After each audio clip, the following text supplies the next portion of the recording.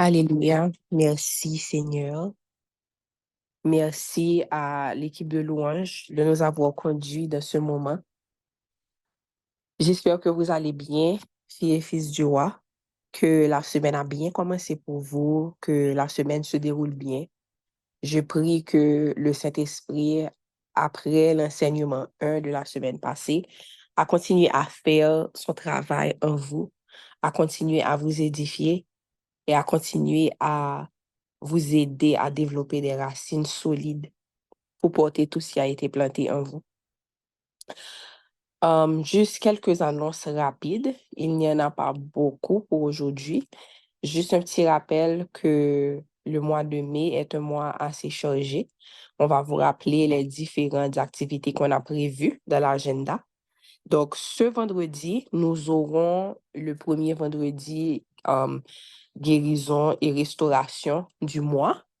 Donc, nous en aurons deux pour le mois de mai. Donc, un ce vendredi, donc vendredi 17 mai, et le second, le vendredi 31 mai. Donc, prière de marquer vos calendriers, OK? 17 mai et 31 mai. Ensuite, le vendredi 24, nous aurons un appel God Conversation. Pour ceux qui ne savent pas, le God Conversation est un appel interactif où chaque fois on vient avec un sujet différent et on a l'opportunité d'échanger. Donc, pour le vendredi 24 mai, le sujet, ce sera s'intégrer dans un nouvel environnement. Et justement, on va échanger entre nous des conseils, des expériences par rapport à changer de pays, changer d'environnement, comment s'intégrer socialement, financièrement, émotionnellement et tout ça. Donc, ça, c'est vraiment un échange à ne pas rater. Je vous encourage à venir en grand nombre, non seulement pour recevoir, mais aussi pour partager. Parce que vous ne savez jamais comment quelqu'un peut bénéficier de votre expérience. Donc, ça, ce sera pour le 24. Le dernier jeudi du mois de mai, qui sera le 30, nous aurons jeudi témoignage. Donc, prière de commencer déjà à préparer vos témoignages, tous ceux qui auront un témoignage à partager. Ensuite, le samedi 25, nous aurons notre nuit de prière de 9h PM à minuit. Nous aurons notre nuit de prière. Encore une fois, nous vous encourageons à venir en grand nombre. Et le sujet pour jeudi, le samedi de prière, excusez-moi, sera ne te décourage pas. Donc, nous allons prier pour que l'Éternel renouvelle nos forces, renouvelle les forces de ceux qui sont découragés, renouvelle les forces de ceux qui sont épuisés et qu'il nous apprenne à continuer à fixer les yeux sur lui dans toutes circonstances. OK? Donc, ça, ce sont les annonces pour le mois de mai. Mercredi prochain, je vais faire une annonce très importante qui concerne un changement très, très, très, très important au sein de la communauté. Donc, je vous encourage à être à l'heure. Je vous encourage toujours à être à l'heure, mais mercredi prochain, s'il vous plaît, faites un effort encore plus grand pour venir encore plus tôt pour ne pas rater l'annonce parce que ce sera un très grand changement que le Saint-Esprit a mis sur mon cœur depuis quelque temps déjà, mais le moment arrive pour mettre à exécution. Donc, on va partager avec vous de quoi il s'agit mercredi prochain. Nous allons ouvrir par la prière. Seigneur, merci. Merci, Papa, pour de nous permettre de nous réunir encore une fois. Merci Seigneur pour tous ceux qui sont connectés, tous ceux qui sont branchés, tous ceux qui sont assoiffés et disposés pour recevoir, Seigneur, ce que tu vas déposer en eux aujourd'hui. Je te remercie, Seigneur, pour cette communauté. Je te remercie, Seigneur, pour tous ceux qui offrent leur service, pour tous ceux qui s'humilient, Seigneur, pour te servir, Papa. Merci, Seigneur, pour l'équipe de communication. Merci, Seigneur, pour l'équipe d'administration. Merci, Seigneur, pour tous ceux qui se donnent, papa, pour le travail, pour l'avancement de ton royaume. Seigneur, nous te remettons la séance d'aujourd'hui. Nous te remettons cet enseignement. Seigneur, sois au centre de tout ce qui va se passer ce soir. Que tu commences à préparer les cœurs, papa. Que tu commences à préparer les âmes, Seigneur, à recevoir ce que tu veux planter en eux. Et que cette parole tombe sur une terre fertile et qu'elle porte du fruit, Seigneur, pour la gloire de ton nom. C'est dans ton nom précieux, Seigneur Jésus, que je prie. Amen. Amen, amen.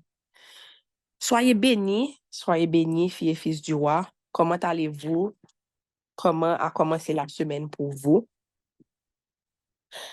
Avant qu'on rentre dans le sujet d'aujourd'hui, qui est évidence de ta citoyenneté, nous allons juste prendre 5 minutes pour vous laisser partager dans le chat ce qui vous a marqué, quelque chose en particulier que vous avez appris de l'enseignement 1 de la semaine passée. Donc, si vous pouvez partager dans le chat.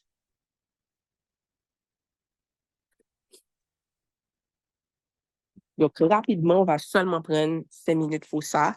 Donc, rapidement, un peu de mots, quelque chose qui vous a marqué la semaine passée, quelque chose que vous avez appris.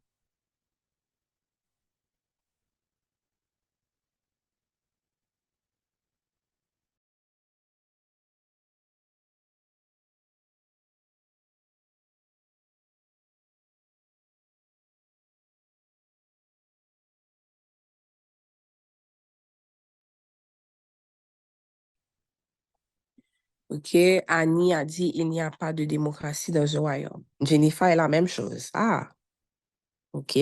Donc, 2 personnes ont dit la même chose en même temps.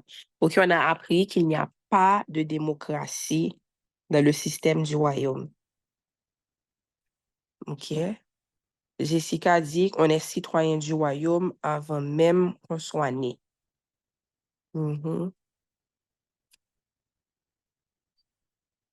Que la parole de Dieu est irrévocable. Amen. Jessica, juste bémol, on a le droit, on a accès, justement, Dieu a déjà créé l'accès pour nous, mais on est dans le péché. Donc, il faut quand même se soumettre au portail d'entrée pour pouvoir entrer dans le royaume. Même si Dieu a préparé de bonnes œuvres pour nous avant la fondation du monde, mais parce que nous naissons dans le péché, nous devons quand même, il y a quand même un processus qui doit être fait pour que nous puissions avoir cette citoyenneté. Sabrina dit, tout roi peut être seigneur, mais tout seigneur ne peut pas être roi. Amen. Elodie dit, la seigneurie s'obtient par droit de sang. Yes.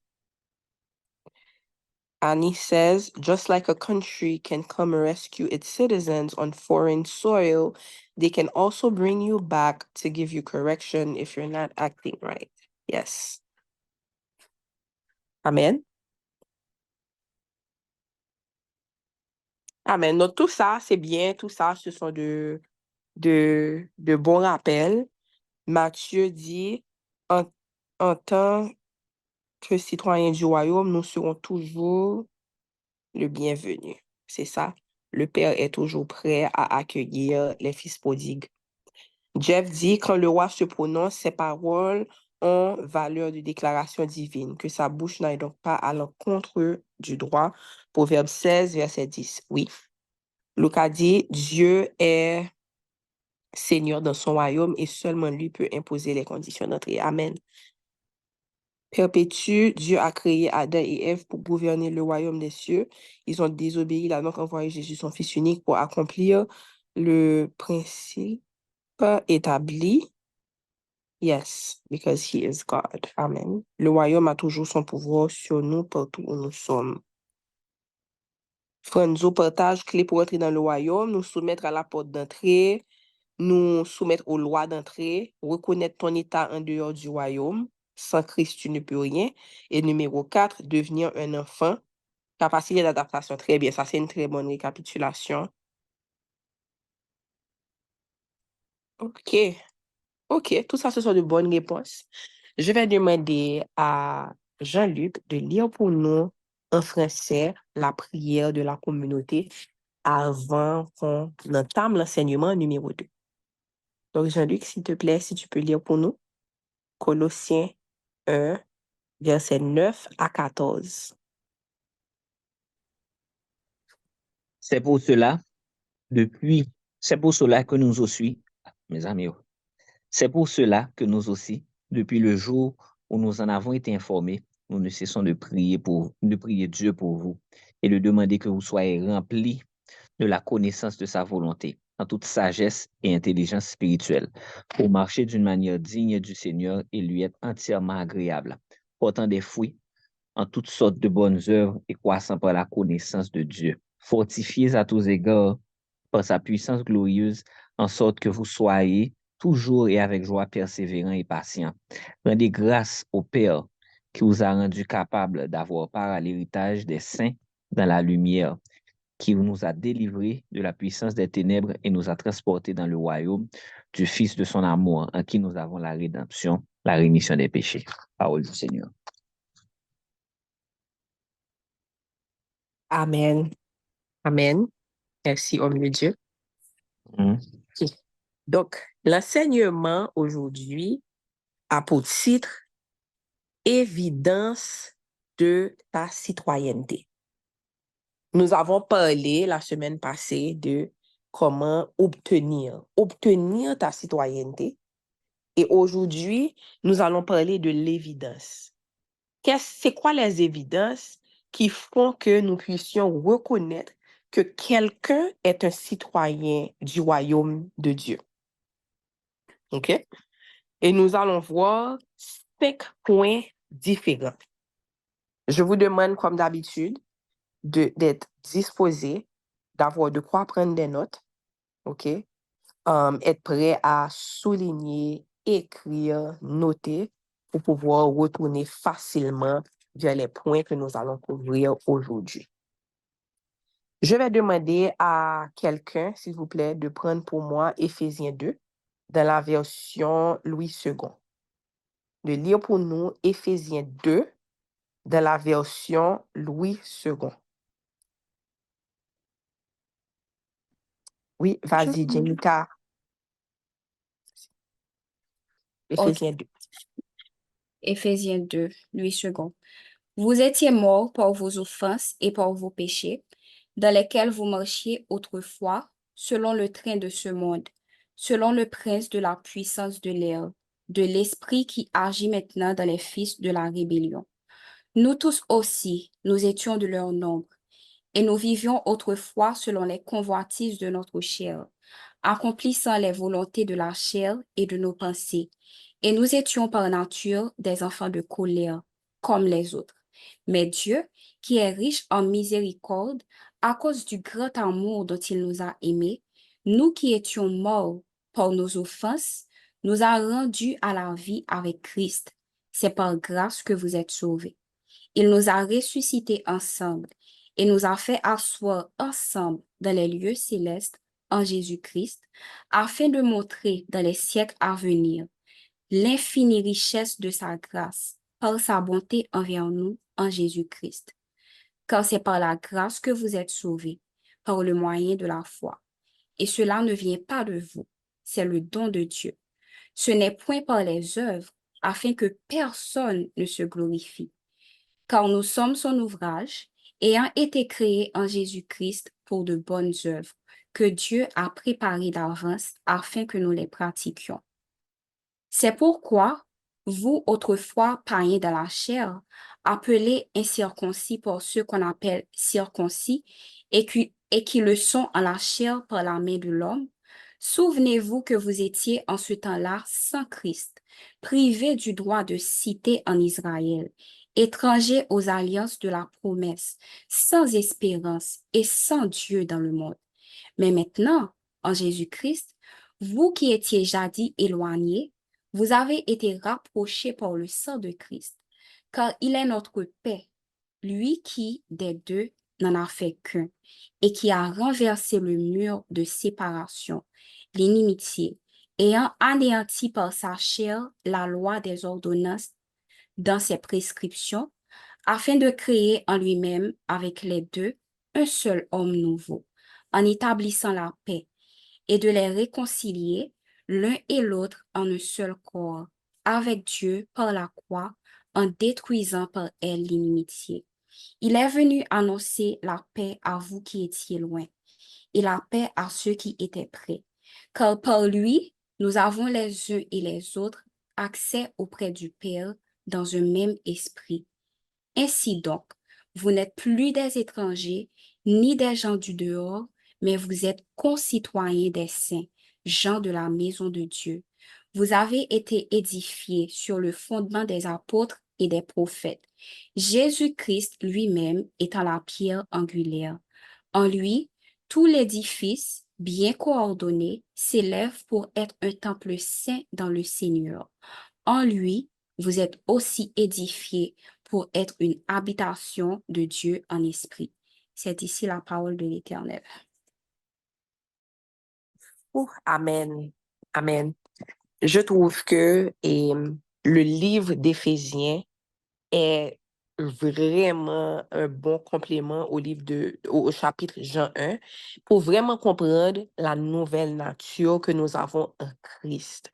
Je vous encourage vraiment à méditer sur ce livre, le livre d'Éphésiens, chapitre 1, chapitre 2, chapitre 3, où il y a des clés que vous pouvez saisir sur la nouvelle nature que vous avez en Christ. Ce que ça veut dire, ce que signifie pour nous, nous qui croyons, le sacrifice qui a été fait à la croix. Donc, nous allons voir aujourd'hui les évidences de la citoyenneté. Je veux commencer par parler du fait que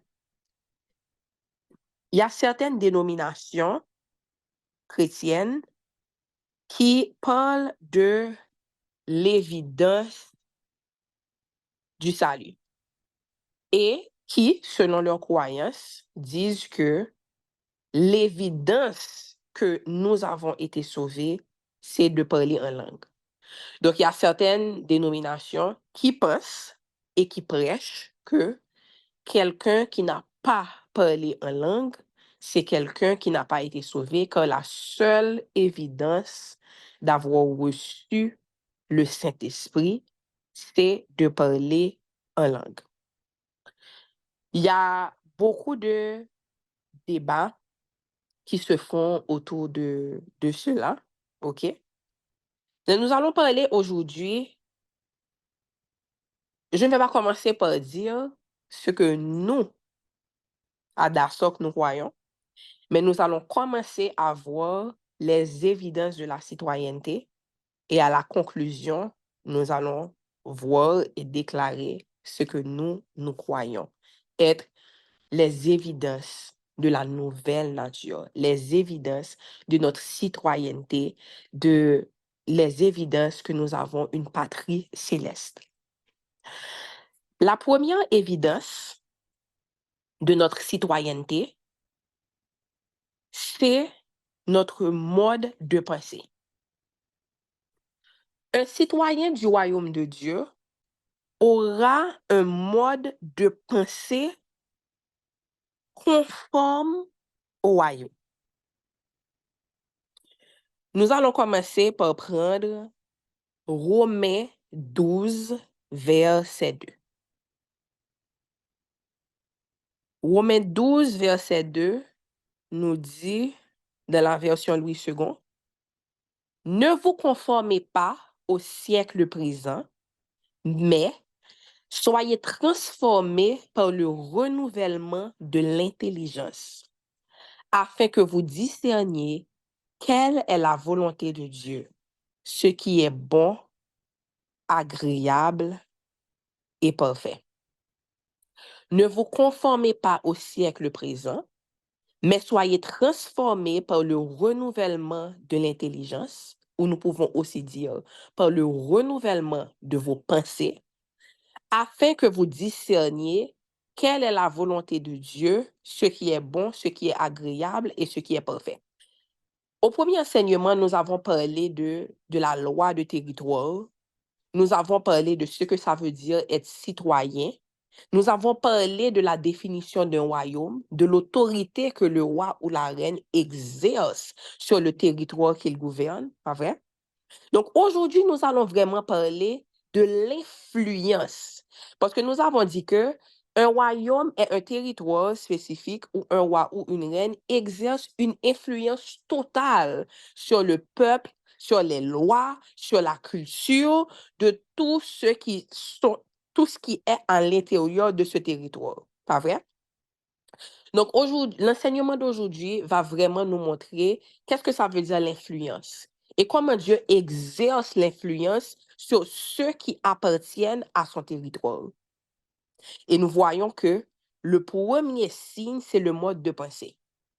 Lorsque vous changez de territoire, vous allez voir que l'une des choses les plus évidentes, OK, c'est que les gens, le peuple de ce territoire a probablement une façon de voir les choses, une façon de comprendre les choses, une façon d'analyser les choses qui est différente de la vôtre. Pourquoi? Parce que leur influence a été différente de votre influence. Vous allez voir que vous pouvez changer de pays et réaliser que les publicités sont différentes. La manière de faire la publicité est différente.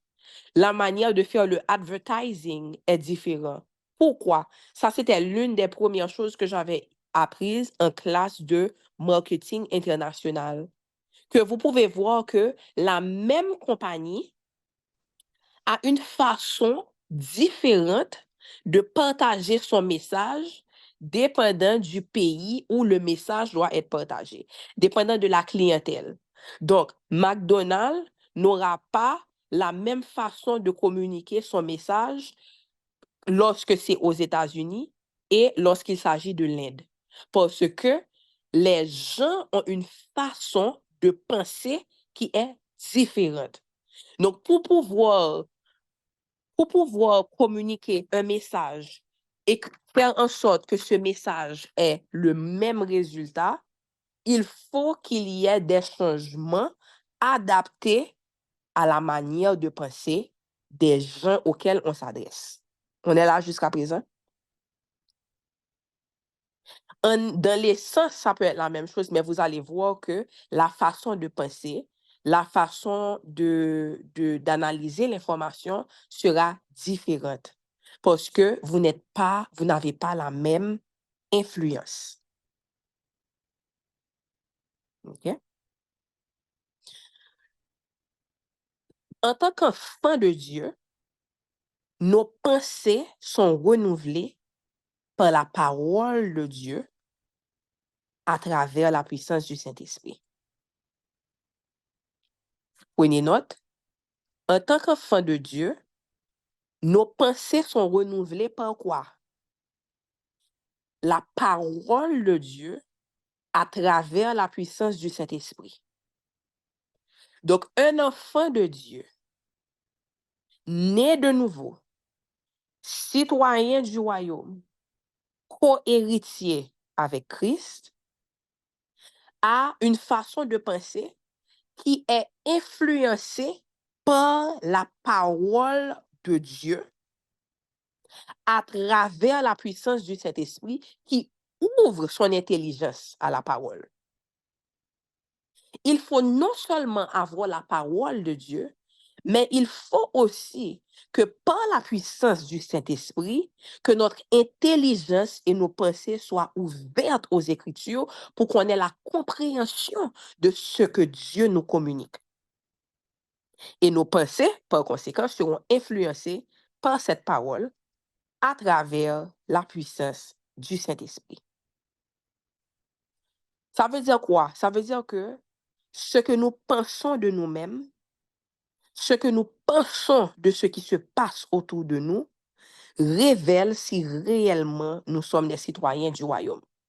Donc c'est ça, la première évidence, c'est notre mode de pensée. Qu'est-ce qui influence tes pensées? Quelle est ta façon, quelles sont les pensées que tu as non seulement pour toi-même, Quelle est ta façon de te voir toi-même et quelle est ta façon de comprendre et d'interpréter le monde autour de toi? Il faut que, pour un citoyen réel du royaume, que vos pensées soient renouvelées. Et c'est très clair, c'est très facile de voir lorsque les pensées de quelqu'un ne sont pas renouvelées.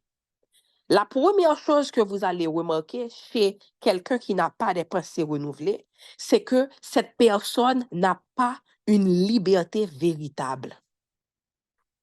Romains 8, versets 12 à 15 nous dit, ainsi donc, frères et sœurs, si nous avons une obligation, ce n'est pas celle de vivre à la manière de l'homme livré à lui-même.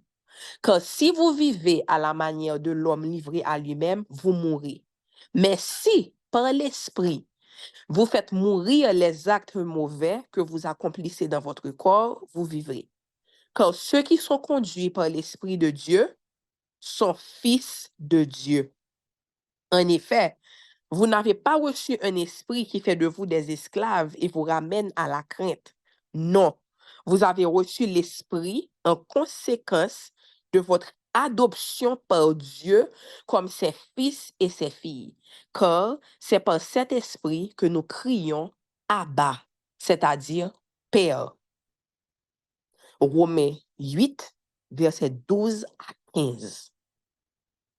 Donc là, nous voyons clairement que la parole nous dit que si nos pensées sont réellement renouvelées par le Saint-Esprit, nous ne vivrons pas à la manière de l'homme livré à lui-même, parce que cet esprit ne nous garde pas en esclavage, il ne nous ramène pas à un état de captivité. Mais si en effet nous avons reçu cet esprit par conséquence de notre adoption en tant que fille et fils du roi, c'est par cet esprit que nous crions Abba, c'est-à-dire Père. Donc la question c'est, que penses-tu de toi-même? Est-ce que tu penses que tu es citoyen du royaume? Est-ce que tu penses que tu as droit à tout ce que Dieu le Père a donné au Fils? Est-ce que tu crois que tu es co-héritier? Est-ce que tu crois que tu es la tête et non la queue? Est-ce que tu crois que tu es le premier et pas le dernier? Est-ce que tu crois que ton Dieu ouvre pour toi des portes qu'aucun homme ne peut fermer? Car ce que tu crois de toi-même révèle si réellement tes pensées ont été renouvelées par la parole de Dieu. Tout royaume a une constitution qui gouverne. Tout royaume a des règles et une constitution. Et votre façon de penser doit être conforme à ce que dit cette constitution. Donc, votre façon de vous voir, ce que vous déclarez par conséquence de cette façon de penser, révèle si réellement vous avez cette évidence. Si les gens qui sont autour de vous peuvent voir dans vos vies cette évidence que vous appartenez au royaume de Dieu. La deuxième chose que vous allez voir chez quelqu'un qui n'a pas ses pensées renouvelées par la parole de Dieu à travers la puissance du Saint-Esprit, c'est que cette personne est sans cesse une proie aux attaques. Cette personne est sans cesse une proie aux attaques. Lorsque vous êtes réellement un citoyen d'un territoire, il y a certaines protections qui viennent avec. Mais vous allez voir que quelqu'un qui n'est pas bien positionné à travers ses pensées, quelqu'un qui n'est pas bien positionné à travers ses pensées, s'ouvre à toutes sortes d'attaques.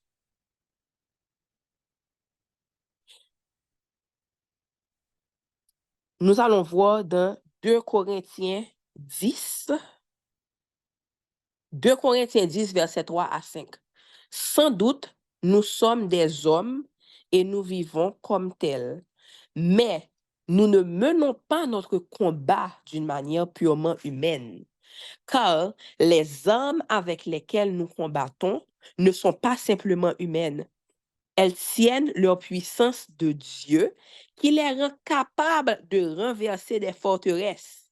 Oui, nous renversons les faux raisonnements ainsi que tout ce qui se dresse présomptueusement contre la connaissance de Dieu.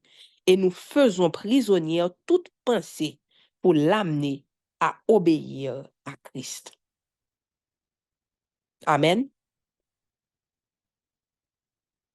Donc, frères et sœurs, vous voyez que la première évidence, c'est que votre façon de penser change avec la nouvelle nature. Vous n'avez plus un mode de pensée qui est conforme au monde des ténèbres, mais vos pensées sont renouvelées par la parole de Dieu à travers la puissance du Saint-Esprit. Donc, ceci influence ce que vous pensez de vous-même, ce que vous pensez du monde autour de vous, ce que vous pensez de vos circonstances. Et ceci aussi vous donne une liberté véritable et une protection contre les attaques de ce monde. Allez-toi, chérie. Je vous demande, s'il vous plaît, de vous assurer d'être sur mute. Assurez-vous d'être sur mute. Merci, Lily. Merci, Lily.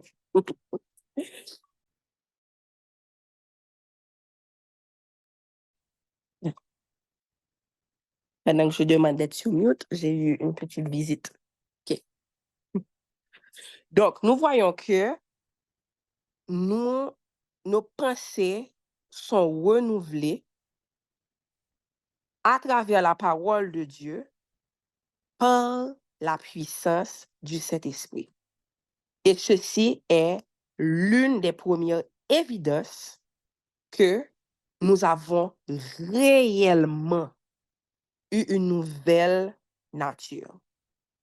Nous avons vu Romains 12, verset 2, Romains 8, verset 12 à 15, et 2 Corinthiens 10, verset 3 à 5. La deuxième évidence, c'est que vous êtes aussi influencé par le langage du royaume.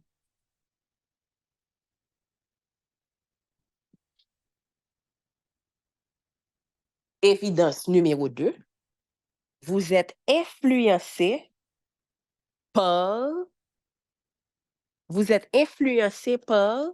le langage du royaume. On sait tous que c'est l'une des façons, l'une des manières de voir d'où quelqu'un vient est sa façon de parler, son dialecte. Même lorsque deux personnes parlent la même langue, l'accent ou le dialecte de ces personnes peuvent faire la différence entre les territoires. Le créole haïtien n'est pas le même créole que le créole martiniquais ou le créole guadeloupéen, par exemple. L'anglais américain n'est pas le même que l'anglais oh, j'ai un blank. England. On dit England en français. Angleterre. Angleterre, merci. Donc, même si deux personnes parlent la même langue, trois personnes parlent la même langue, mais la manière de parler, l'accent et même certaines expressions vont faire la différence entre les territoires. De la même façon, quelqu'un qui s'identifie, quelqu'un qui est citoyen du monde, OK, va être influencé par la manière de parler du monde. Mais automatiquement que vous avez la nouvelle nature, automatiquement que vous reconnaissez que vous avez une nouvelle nature, vous avez une nouvelle patrie et que vous avez droit à cette citoyenneté à travers le sacrifice de la croix, votre langage va automatiquement changer parce que maintenant, votre langage est influencé par le royaume. Donc, ça veut dire quoi? Jean 1 nous dit qu'au commencement était la parole que la parole était Dieu et que la parole était Dieu et que tout a été créé par la parole. Donc, ça nous montre, frères et sœurs, que votre langage, les paroles qui sortent de votre bouche sont un facteur clé qui va permettre de différencier entre quelqu'un qui appartient au royaume et quelqu'un qui appartient à l'autre royaume, qui est le royaume des ténèbres. Parce que, pas oublier, le Jésus t'a parlé, il dit que, et voici maintenant, le prince de ce monde vient, pas vrai, en parlant de Satan, il n'a rien en moi. Ça veut dire, frères et sœurs, que Jésus nous a dit clairement que le territoire ici sur la terre est dominé par la puissance des ténèbres. C'est pour ça que c'est important de comprendre lorsque la parole de Dieu nous dit que nous sommes dans le monde, mais que nous ne sommes pas du monde, c'est très important. Parce que tout autant que vous ne comprenez pas et que vous n'acceptez pas la nouvelle nature, tout autant que vous n'êtes pas né de nouveau, eh bien, vous êtes sous l'influence du royaume des ténèbres. Parce que le prince de la puissance de l'air est celui qui a autorité sur ce territoire ici-bas. Donc, vous comprenez qu'il y a une grande puissance. Et il faut devenir esprit pour qu'on puisse comprendre ce phénomène. Comment physiquement nous pouvons être là sur Terre, mais que nous sommes citoyens d'une autre patrie. Donc, nous avons droit à tout ce qui appartient au royaume de Dieu. Nous sommes influencés, non pas par le monde, mais de tout ce qui vient aussi du royaume de Dieu. Et c'est là que lorsque vous comprenez cette puissance, lorsque vous comprenez ce processus spirituel et que nous courbons en bas processus spirituel, ça, que là, à ce moment, même ceux qui sont autour de vous vont voir qu'il y a quelque chose de différent à propos de vous.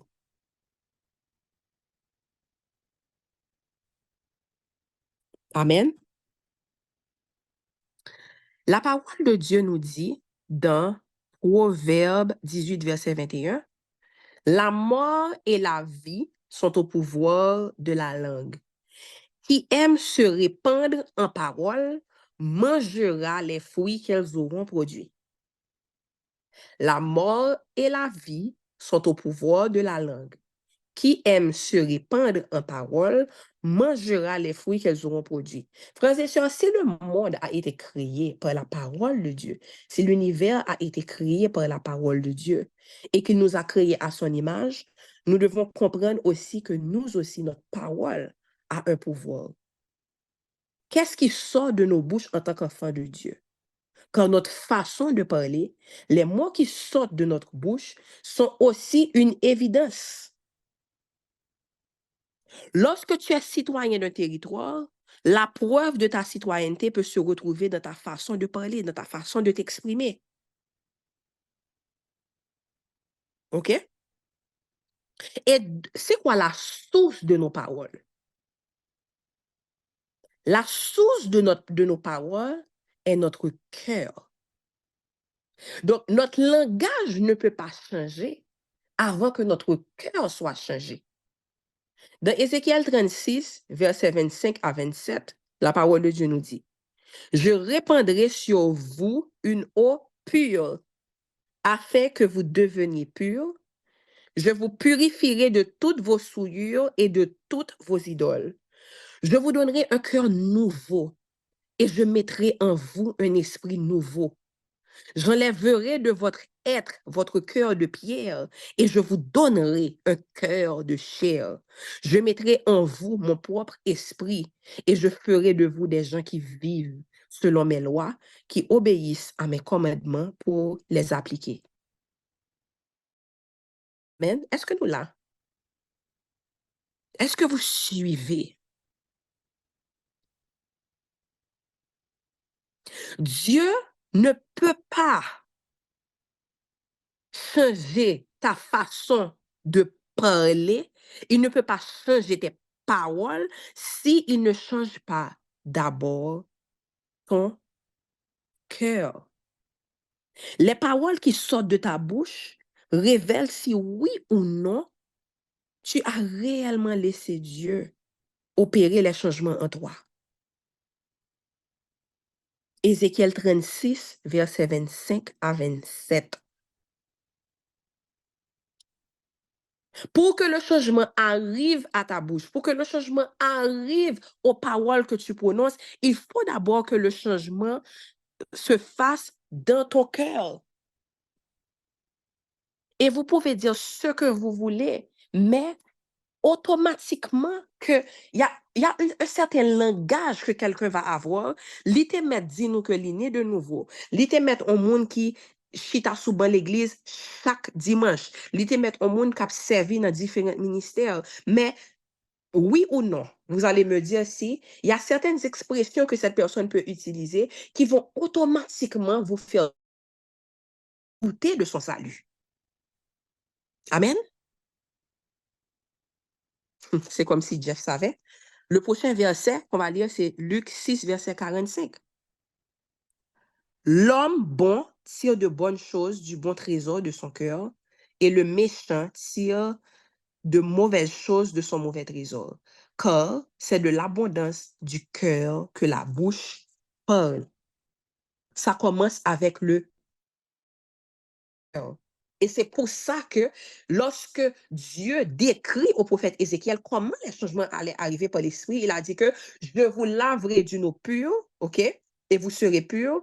Je mettrai en vous un cœur nouveau. Je changerai votre cœur de pierre et je vous donnerai un cœur de chair. Je mettrai mon esprit en vous. Donc, Dieu commence par changer vos cœurs. Et à la minute où il change vos cœurs, alors ces changements-là, les changements qu'il opère dans ton cœur vont justement se traduire en l'évidence des paroles qui sortent de ta bouche.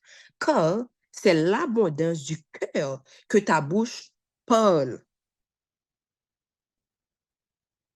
Les citoyens du royaume partagent la gloire du roi à travers leur langage.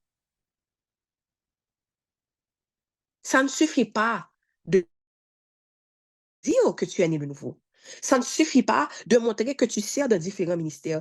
Est-ce que ceux qui sont autour de toi peuvent voir que dans ta façon de parler, il y a quelque chose qui est différent?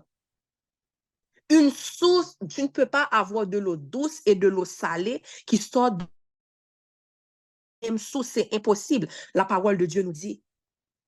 Donc, il faut, frères et sœurs, que dans votre langage, il y ait l'évidence de votre citoyenneté. Et ça peut se traduire par différentes choses. Il y a différentes choses qui peuvent nous faire douter de votre citoyenneté. D'une part, ça peut être quelqu'un qui utilise toujours sa bouche pour dire des bêtises. Faites-moi confiance, c'est difficile de croire que quelqu'un est réellement né de nouveau lorsque cette personne, dans son langage, dit sans cesse des bêtises, que ça fasse partie de sa façon de s'exprimer. De notre côté, vous allez voir que quelqu'un peut ne jamais dire de bêtises, mais est toujours en train de s'adonner à la médisance et à la calomnie. Gossiping, toujours. Quelqu'un ne peut jamais dire de bêtises, mais toujours avoir quelque chose de méchant à dire sur les autres ou directement aux autres. Ça, c'est une preuve que ton cœur n'est pas influencé par le roi. Et n'oubliez pas, dans un royaume, il n'y a pas de démocratie. Donc, vous ne pouvez pas dire que vous appartenez au royaume si votre langage n'est pas aussi influencé par celui qui gouverne le royaume. Quand ce n'est pas une option, le royaume n'est pas une démocratie.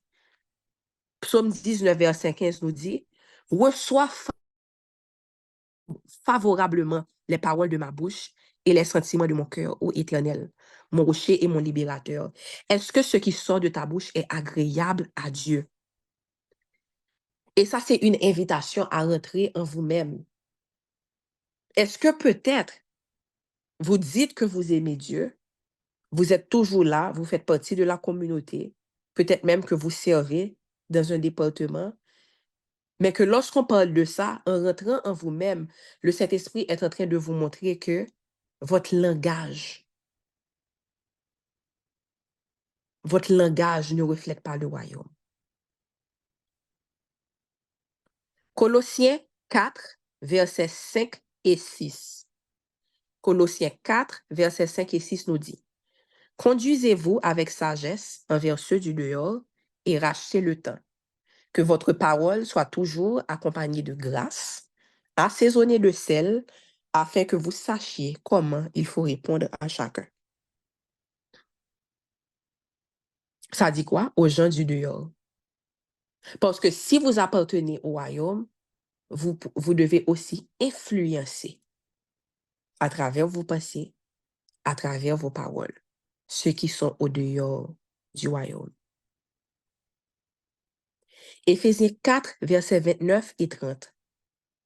Éphésiens 4, versets 29 et 30. Ne laissez aucune mauvaise parole franchir vos lèvres. Ayez au contraire des paroles empreintes de bonté qui aident les autres à grandir dans la foi selon les besoins. Ainsi, elles feront du bien à ceux qui vous entendent. N'attristez pas le Saint-Esprit de Dieu, car par cet esprit, Dieu vous a marqué de son sceau comme sa propriété pour le jour de la délivrance finale.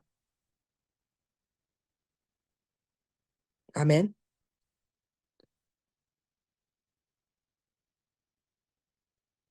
Est-ce que nous là? Donc, nous avons vu, frères et sœurs, que la première évidence, nous avons parlé du mode de pensée. Tu adoptes le mode de pensée du royaume. Deuxième évidence, tu adoptes le langage du royaume. Et ça, ce sont des évidences que quelque chose s'est passé.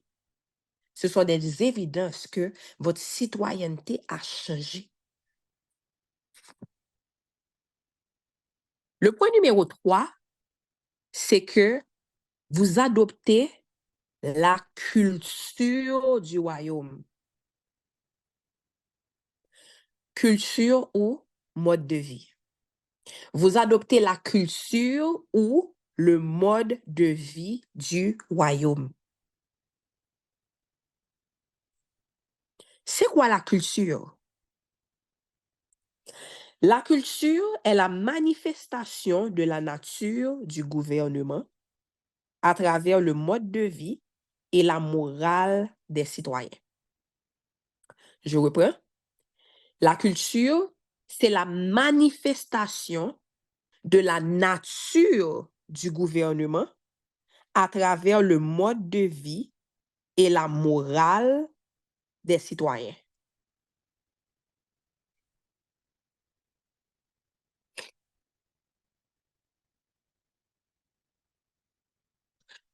Non seulement votre mode de pensée et vos paroles doivent refléter le royaume, mais aussi la culture que vous adoptez et le mode de vie que vous adoptez doit aussi refléter le mode de vie du royaume.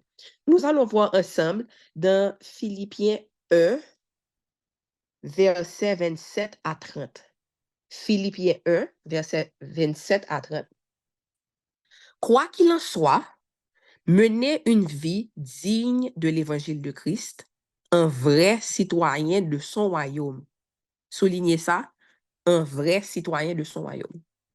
Ainsi, que je vienne vous voir ou que je reste loin de vous, je pourrai apprendre que vous tenez bon, unis par un même esprit, luttant ensemble de même cœur pour la foi fondée sur l'Évangile, sans vous laisser intimider en rien par les adversaires. C'est pour eux le signe qu'ils courent à leur perte, et pour vous, celui que vous êtes sauvés, et cela vient de Dieu. Car en ce qui concerne Christ, Dieu vous a accordé la grâce non seulement de croire en lui, mais encore de souffrir pour lui. Vous êtes en effet engagés dans le même combat que moi, ce combat que vous m'avez vu soutenir et que je soutiens encore maintenant, comme vous le savez. Je reprends le verset 27. Quoi qu'il en soit, menez une vie digne de l'évangile de Christ, un vrai citoyen de son royaume. Amen. Quelle est la culture du royaume? Qu'est-ce que la parole de Dieu nous révèle de la culture du royaume? Nous voyons que la culture du royaume est une culture où nous sommes toujours invités à mourir à nous-mêmes, à crucifier la chair et à vivre selon l'esprit. La culture du royaume est une culture où nous sommes sans cesse invités à mourir à nous-mêmes, à crucifier les désirs de la chair et à vivre selon l'esprit. Je vais lire pour vous Philippiens. En fait, je vais inviter quelqu'un à lire pour moi. Philippiens 2, versets 1 à 11. Philippiens 2, versets 1 à 11. Pour entendre notre voix. Qui peut lire pour moi? Philippiens 2, versets 1 à 11, version Bible du Semeur.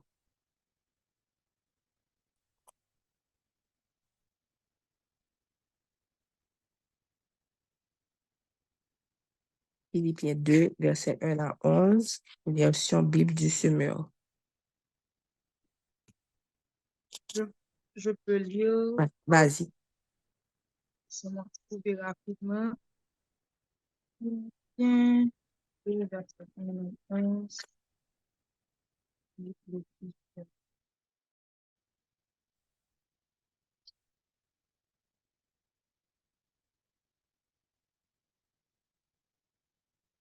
Ok. Si donc, il y a quelque consolation en Christ, s'il y a quelque soulagement dans la charité, s'il y a quelque union d'esprit, s'il y a quelque compassion et quelque miséricorde, joie parfaite, ayant un même sentiment, un même amour, une même âme, une même pensée.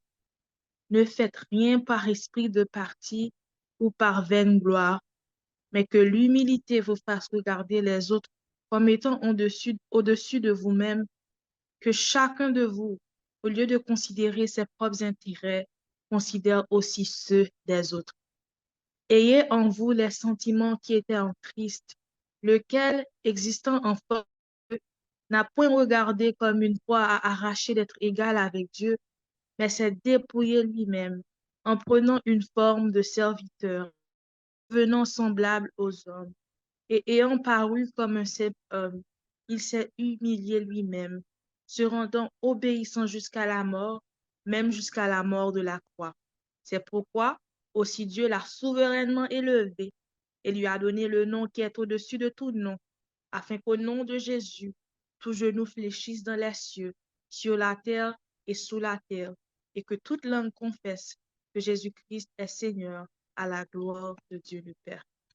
Amen. Amen. Je vais lire également pour vous Galates 5, versets 13 à 26, qui nous dit, « Oui, mes frères et sœurs, vous avez été appelés à la liberté. Seulement, ne faites pas de cette liberté un prétexte pour vivre comme des hommes livrés à eux-mêmes. Au contraire, par amour, mettez-vous au service les uns des autres, car la loi se trouve accomplie tout entière par l'obéissance de cette seule parole. Tu aimeras ton prochain comme toi-même. Mais si vous vous blessez les uns les autres et si vous vous entre-déchirez, prenez garde, vous vous détruirez mutuellement. Je vous dis donc ceci, menez votre vie dans la dépendance du Saint-Esprit et vous n'obéirez pas aux désirs qui animent l'homme livré à lui-même. » Soulignez ça, menez votre vie dans la dépendance du Saint-Esprit. Et vous n'obéirez pas aux désirs qui animent l'homme livré à lui-même, car ces désirs sont diamétralement opposés à ceux de l'esprit. Et l'esprit a des désirs qui s'opposent à ceux de l'homme livré à lui-même. Les deux sont opposés l'un à l'autre. C'est pourquoi vous ne pouvez pas être votre propre maître. Mais si vous êtes conduit par l'esprit, vous n'êtes plus sous le régime de la loi. Tout le monde voit bien ce qui procède de l'homme livré à lui-même. L'immoralité, les pratiques dégradantes et la débauche, l'adoration des idoles, et la magie, les haines, les querelles, la jalousie, les accès de colère, les rivalités, les dissensions, les divisions, l'envie, l'ivrognerie, les orgies et autres choses de ce genre. Je ne puis que répéter ce que j'ai déjà déclaré à ce sujet. Ceux qui commettent de telles actions n'auront aucune part à l'héritage du royaume de Dieu. Mais le fruit de l'esprit, c'est l'amour, la joie, la paix, la patience, l'amabilité, la bonté, la fidélité, la douceur, la maîtrise de soi. La loi ne condamne certes pas de telles choses. Or, ceux qui appartiennent à Jésus-Christ ont crucifié l'homme livré à lui-même avec ses passions et ses désirs.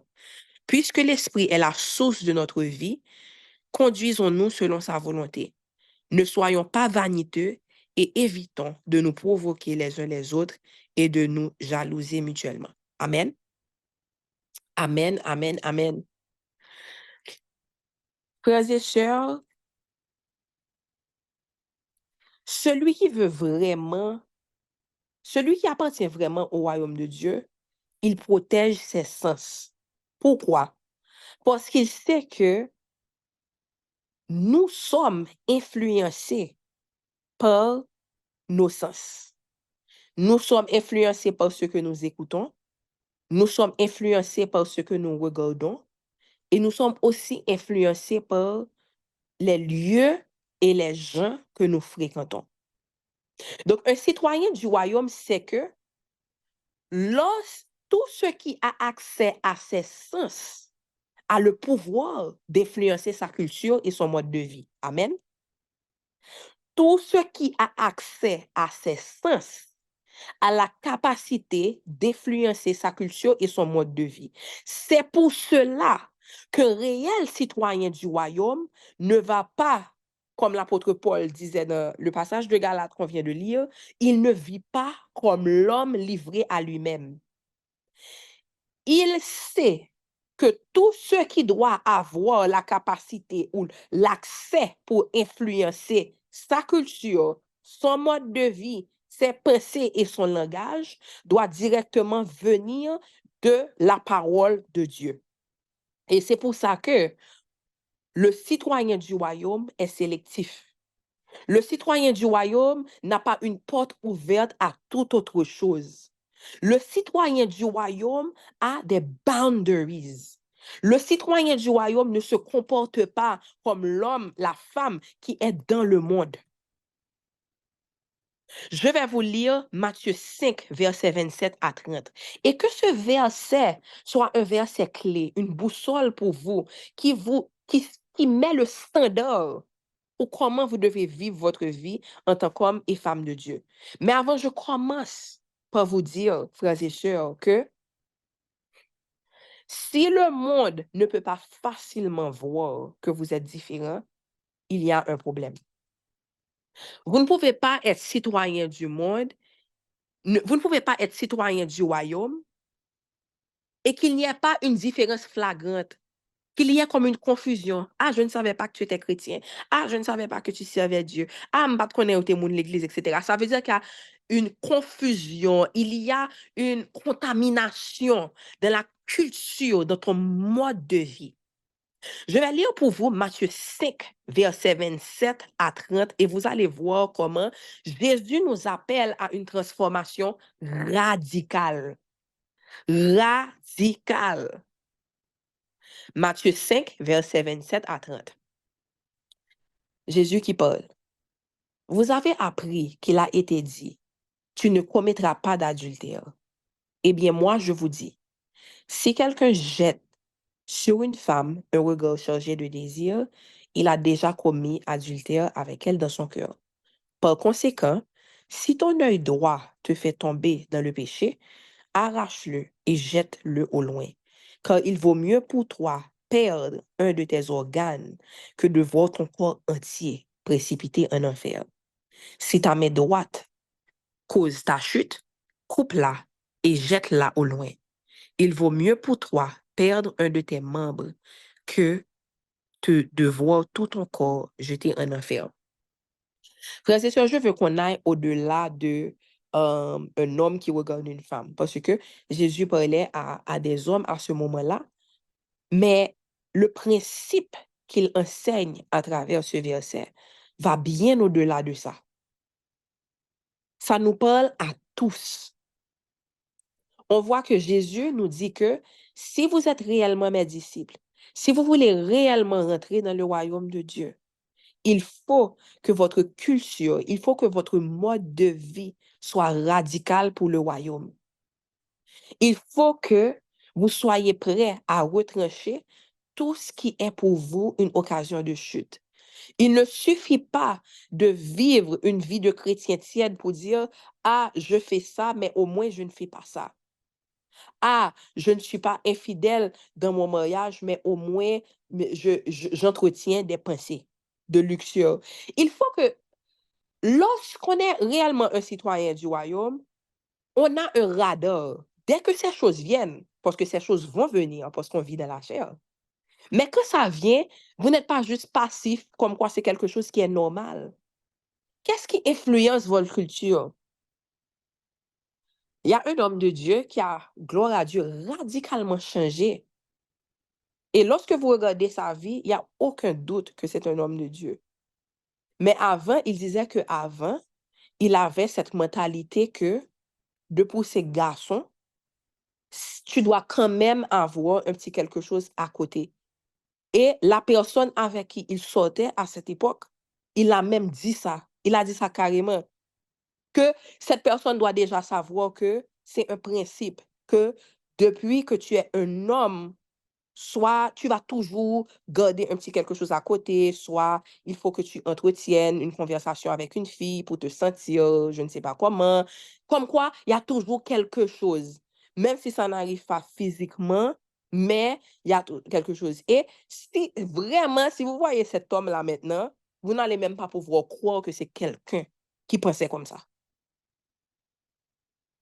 Parce que lorsque vous êtes citoyen du royaume, vous êtes influencé par le mode de pensée du royaume. Et vous savez que vous ne pouvez pas vous permettre de vivre une vie chrétienne en surface en disant, oh oui, mais je peux entretenir. C'est pour ça que la parole nous dit, nous prenons toute pensée captive et nous les mettons sous l'autorité de Christ. Ça, c'est une évidence. Ce qui dicte ta vie, ce que tu laisses influencer tes sens est une preuve ultime que tu as été né de nouveau. Ou pas.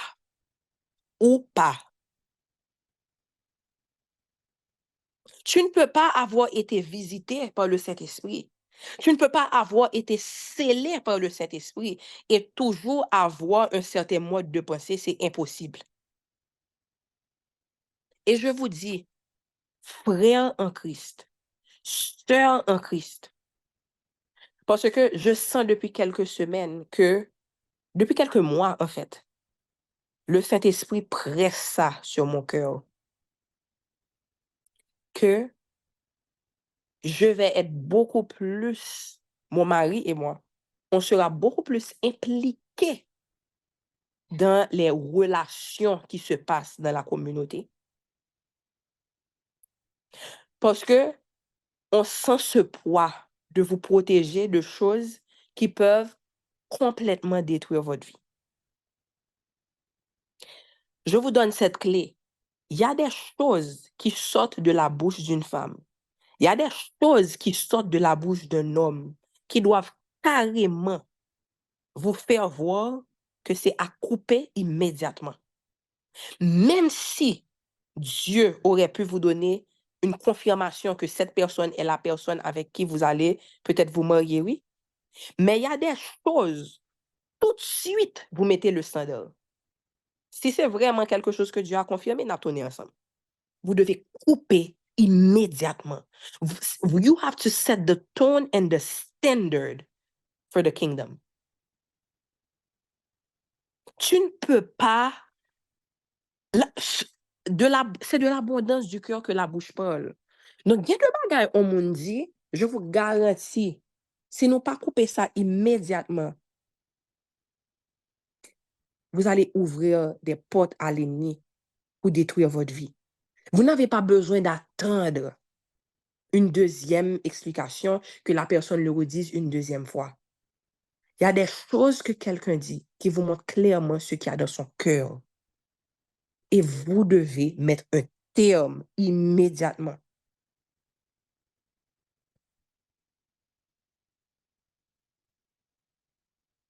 Vous ne pouvez, lorsque vous êtes des citoyens du royaume, vos relations doivent montrer aussi la culture du royaume. Vous ne pouvez pas avoir un mariage qui ne fait pas la différence. Vous ne pouvez pas avoir des relations qui ne font pas la différence. Quand vous savez que votre mode de vie reflète directement celui qui vous gouverne.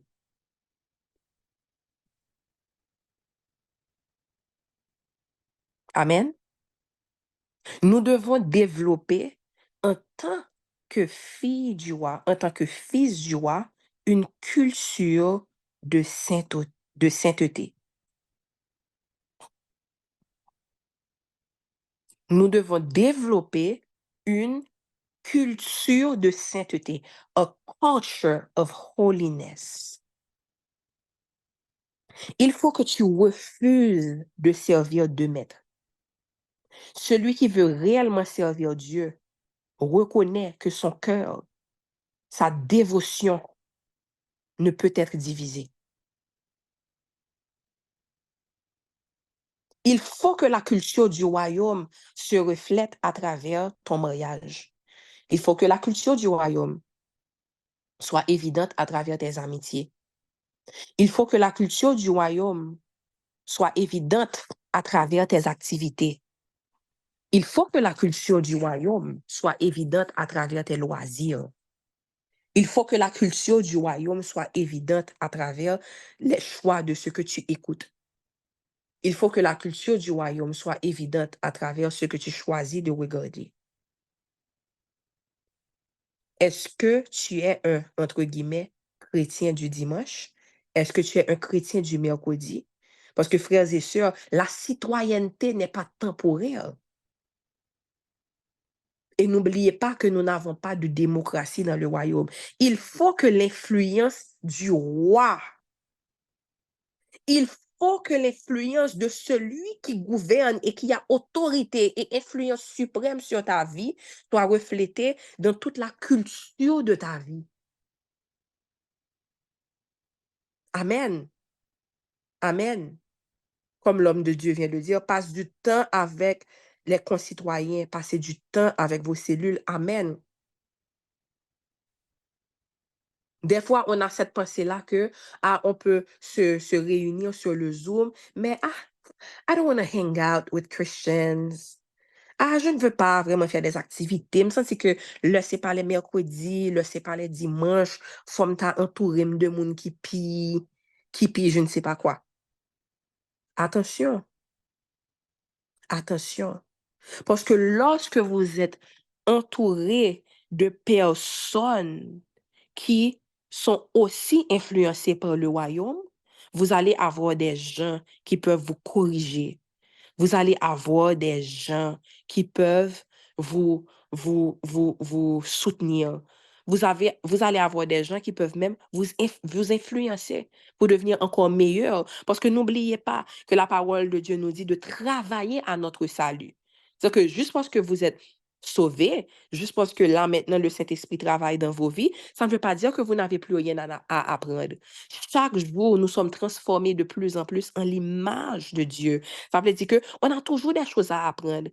Et l'une des meilleures façons d'apprendre, à part la parole de Dieu, à part venir et être instruit à travers l'enseignement biblique, c'est aussi d'être entouré de gens qui reflètent l'influence du royaume.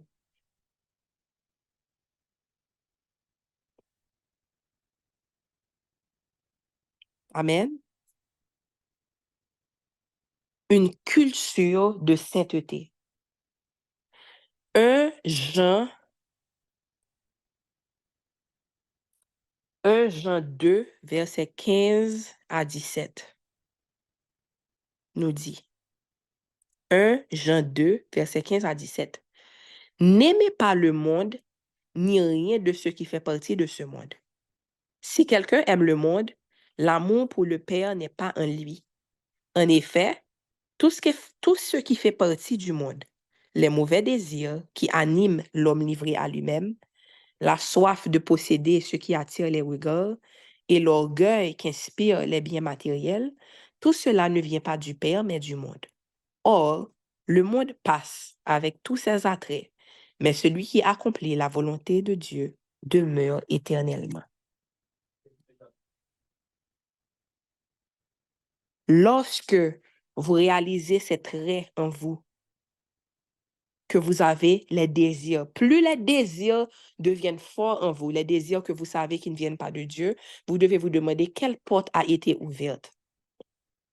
Quelle porte a été ouverte? Quelle porte a été ouverte dans le mariage? Quelle porte a été ouverte dans ce que je regarde? Quelle porte a été ouverte à travers ce que je lis? Les sens. Nous devons protéger nos sens parce que nous savons que nos sens sont une porte directe pour que nous soyons influencés. Il faut protéger nos sens.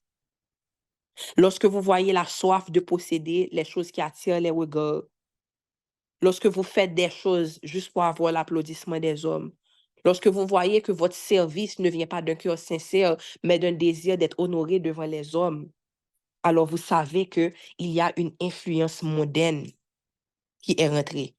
Refusez de servir deux maîtres. Vous ne pouvez pas servir Dieu et aussi avoir des idoles qui viennent du monde.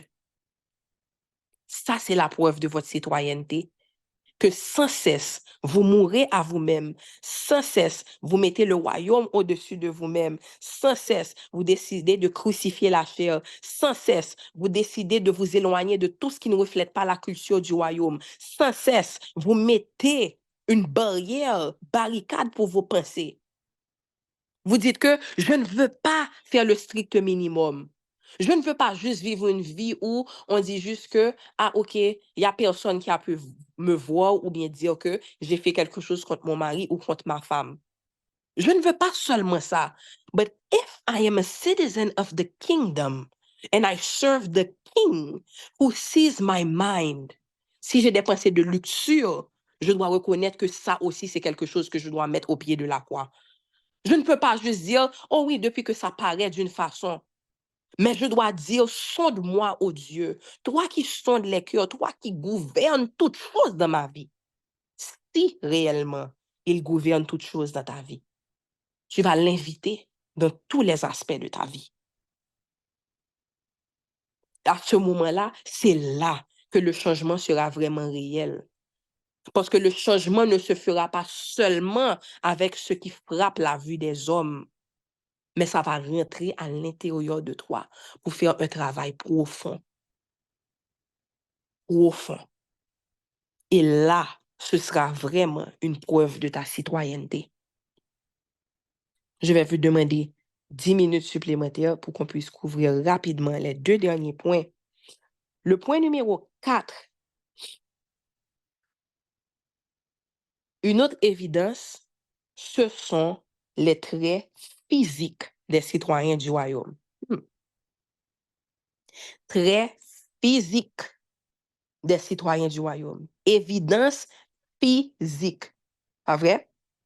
Vous savez que certains traits physiques permettent de distinguer certaines nations des autres. Et que éventuellement, les habitudes quotidiennes finissent par se montrer d'une façon ou d'une autre. Souvent, ce qui fait qu'il y a des traits physiques courants qu'on peut observer chez les citoyens d'une certaine nation ou d'un certain territoire, en général, c'est le mode de vie. En général, c'est le climat qui atteint qui affecte la peau. En général, ça peut être, est-ce que vous vivez quelque part où vous devez marcher beaucoup? Donc, vous allez voir que à ce moment-là, ces gens-là sont peut-être en meilleure santé. Vous allez voir aussi que certains vivent dans des milieux où ils cultivent beaucoup. Donc, les aliments sont beaucoup plus frais. Ce qu'ils mangent, vous allez voir aussi que l'air qu'ils respirent fait aussi une différence. C'est pour ça que, je ne sais pas si vous avez déjà entendu ce terme-là, American diseases. Il y a des maladies on les surnomme les maladies du continent américain, nord-américain pour être plus précisément, parce que c'est des choses que vous n'allez pas voir en Asie, vous n'allez pas voir en Europe. Pourquoi? Parce que le mode de vie est différent. C'est que si vous mangez une diète qui est typiquement américaine, ça veut dire fast food, processed food, beaucoup de choses avec plein de colorants et toutes sortes de choses pour conserver. Si vous allez au market, c'est surtout dans la section des tout préparés, congelés, etc. Eh bien, éventuellement, vous allez voir les preuves de la façon dont vous vous sentez physiquement. Vous allez les voir à travers vos peaux, vos ongles, vos cheveux. Vous allez voir ça par l'énergie que vous allez avoir. Est-ce que vous allez être quelqu'un qui est toujours fatigué? Difficulté de se concentrer, certaines maladies génétiques qu'on va retrouver et tout ça, parce que vous passez ça à vos enfants, etc. Donc, le mode de vie affecte aussi les traits physiques des citoyens. Et c'est pour ça que vous ne devez pas ignorer ce point-là. Maintenant, comment on va faire la différence entre les citoyens du royaume et les citoyens du monde? Premièrement, je fais une petite parenthèse, comme on a parlé de nourriture, de mode de vie, mais ce n'est pas vraiment sur ça qu'on va rester, mais c'est tout aussi important. L'année dernière, on avait commencé à faire de temps en temps des bootcamps où ça durait combien de temps? Des fois, 14 jours, 21 jours, on avait différents points à respecter. On devait manger une quantité de fruits et de légumes, on devait boire une quantité d'eau, lire une quantité minimum de pages dans un livre, minimum d'exercices, etc., etc. Et puis, on a fait créer un document Excel où tout le monde devait cocher pour chaque chose, chaque jour. Pas vrai? Moi, ça, c'est ma conviction personnelle. C'est pas de la Bible, ou peut-être je peux même trouver des versets dans la Bible qui peuvent amener à ça. Mais je vous parle de ma conviction personnelle. Ça me donne toujours des problèmes lorsque je vois un homme de Dieu ou une femme de Dieu qui est très éloquent. Tu peux voir qui est guidé vraiment par le Saint-Esprit, qui peut enseigner avec onction, mais que tu vois que cette personne n'a aucune notion de ce que c'est de prendre soin de sa santé, de la façon de manger, de sa façon de ne pas s'hydrater, de sa façon de ne pas bouger. Comme quoi, tu ne vois aucune motivation pour que cette personne fasse quoi que ce soit, investisse quoi que ce soit dans sa santé physique ou dans sa santé mentale.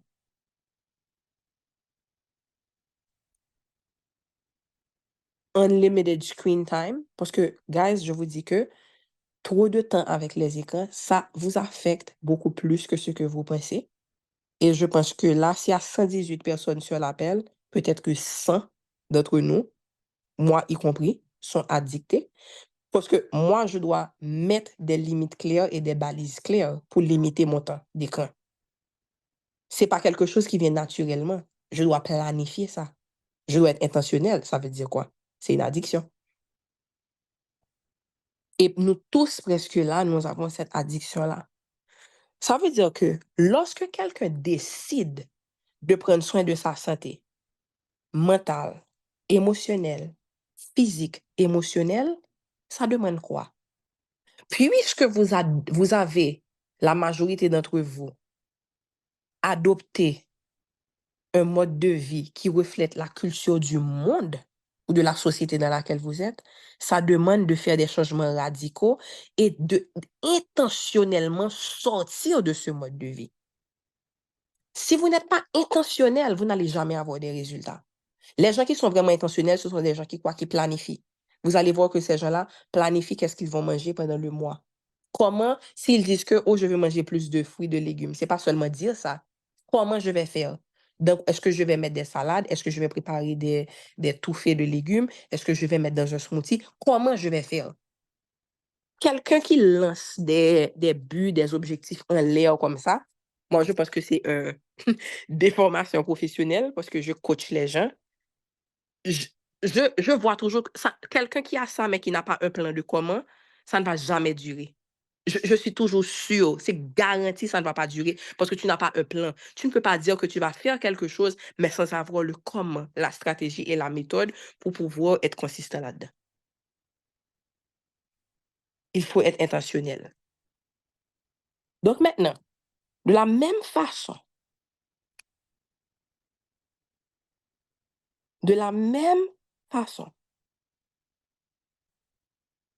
que certains traits physiques permettent de distinguer certaines nations des autres, eh bien, vous aussi, les habitudes que vous adoptez vont refléter votre citoyenneté dans le royaume. OK? Jean 15, verset 8 nous dit,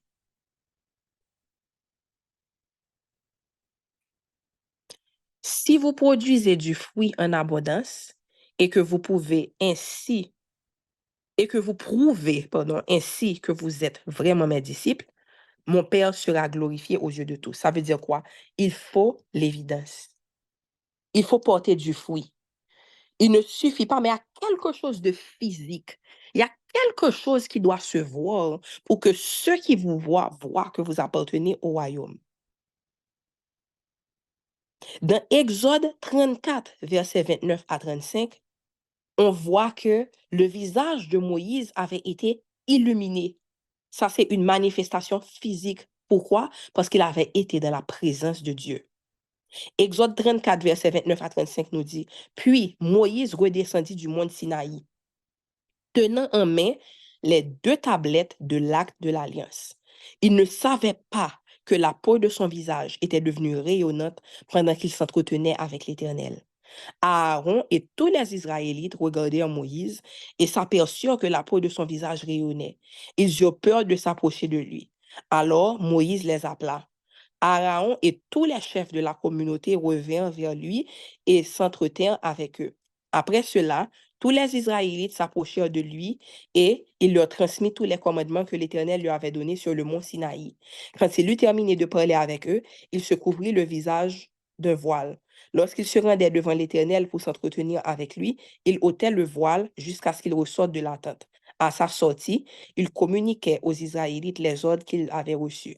Les Israélites voyaient que la peau du visage de Moïse rayonnait, puis Moïse remettait le voile sur son visage jusqu'à ce qu'il retourne s'entretenir avec l'Éternel.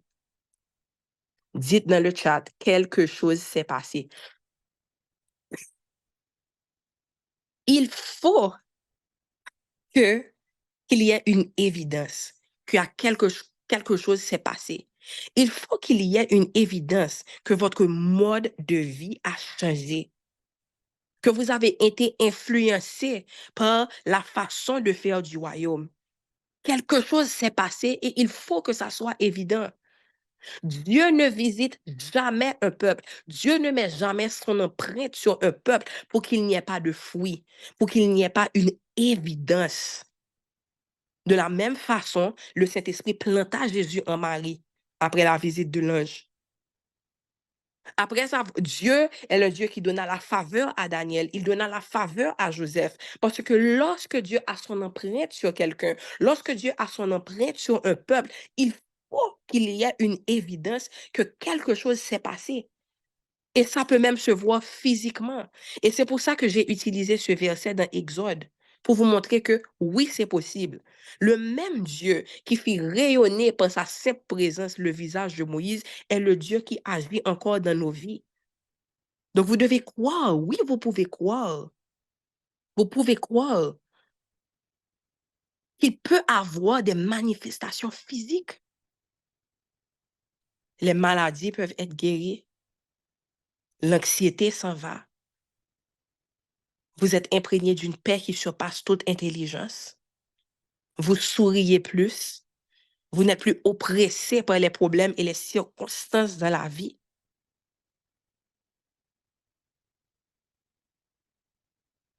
Il y a une évidence physique. Et je veux que vous tous, ceux qui prennent note, j'espère que c'est vous tous, écrivez ça dans votre carnet. Saint-Esprit, révèle-moi comment je peux montrer une évidence physique? M'ta aimé que nous méditer sous point ça. Parce que on a vu en surface, même ça c'est que cet esprit a pile bagaille pour les dévoiler nous par rapport à ça. Comment est-ce que je peux avoir une évidence physique que je suis citoyen du royaume de Dieu? Et le dernier point, c'est que l'évidence, c'est que vous avez la même économie que le royaume. Posez-vous la question, quelle monnaie j'utilise? Chaque nation a une monnaie pour ses transactions. Chaque nation a une monnaie pour ses transactions. Vous ne pouvez pas venir aux États-Unis avec des euros et aller dans un magasin en pensant qu'ils vont juste prendre. Eh bien, dans le royaume de Dieu, la foi dans le Fils est la monnaie de transaction. La foi au Fils est la monnaie de transaction. Que nous allons voir beaucoup plus en profondeur quand nous allons voir les droits et les bénéfices du royaume.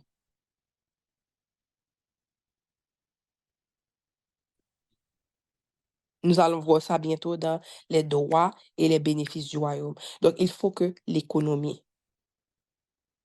Donc, frères et sœurs, oui, nous devons aspirer à tous les dons du Saint-Esprit. Et celui de parler en langue en fait partie. Nous devons aspirer à tous les dons avec excellence. Mais je vous dis qu'il y a bien plus qui doit venir avant et même après.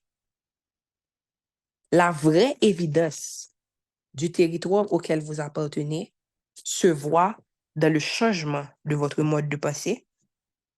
Il se voit dans le changement de votre langage.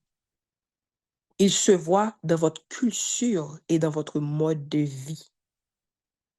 Il se voit dans les traits physiques, des manifestations que quelque chose s'est passé dans vos vies. Et enfin, il se voit dans la monnaie que vous utilisez pour les transactions. Amen. Donc, je prie que cet enseignement vous a béni.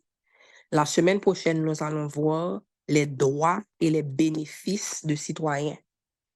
Nous allons prier. Seigneur, je te dis merci pour cet enseignement. Merci, Papa, pour tout ce qui a été appris. Seigneur, nous ouvrons nos cœurs, que notre cœur soit une terre fertile, Seigneur, pour que tu continues à faire ton travail, à nous transformer en des citoyens dignes, pour que nous puissions porter du fruit en toute saison, en toutes circonstances, pour que tous ceux qui sont autour de nous voient l'évidence que nous appartenons à ta patrie.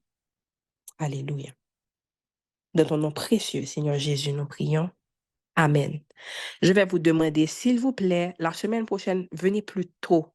Venez plus tôt pour pouvoir non seulement ne pas rater les annonces, mais aussi faites l'effort, montrez votre citoyenneté à travers l'excellence. On commence à 6h30. Donc, je n'aimerais pas qu'on soit une soixantaine à 6h30 et puis d'ici 7h, 7h15, qu'on soit déjà dans les centaines. Soyez à l'heure. Okay? Soyez bénis. À demain matin pour la prière du matin.